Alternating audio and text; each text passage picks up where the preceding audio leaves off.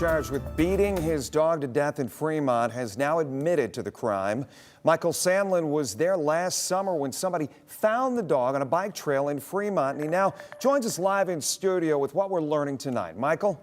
Well, Jeff, I was there on the bike trail last year when the dog warden told me crimes like these are often never solved. And for months, we assumed we would never get answers. But it turns out this guy right here, LeShawn Gilleland, the owner of the pup, had actually been booked months ago, all the way back in October. And it wasn't until the recent guilty verdict earlier this month that the dog warden could share the rest of the story.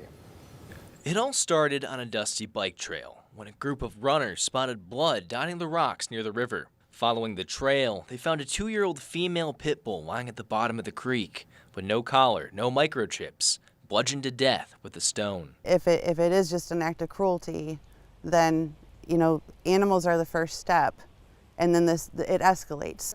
That's Kelly Pocock, the Sandusky County dog warden.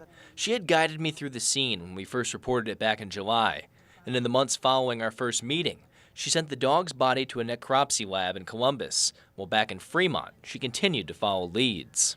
Some were completely unrelated. Other ones were kind of pointing to this one particular individual. One name kept coming up, LeShawn Gilleland, and after multiple tips kept pointing to him, they felt they had enough to ask him directly. And when we went to talk to him, he just admitted to everything.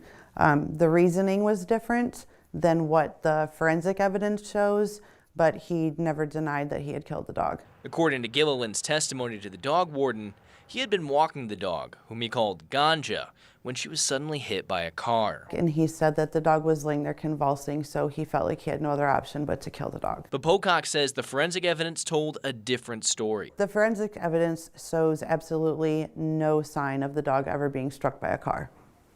In fact, there was additional evidence that showed that the dog had had multiple broken bones prior that had already healed. Gilleland now faces a cruelty to a companion animal charge, a 5th-degree felony.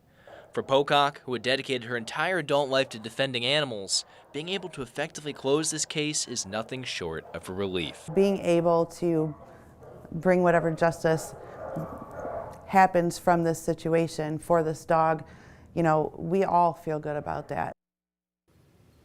Gilleland's sentencing is still pending and is expected to be scheduled in the next 6 to 8 weeks. Pocock says anonymous tips were key to solving this case, so if you see a situation where you might think an animal is in an abusive situation, call your local dog warden, because you might make all the difference. In studio, I'm Michael Sandlin for WTOL 11.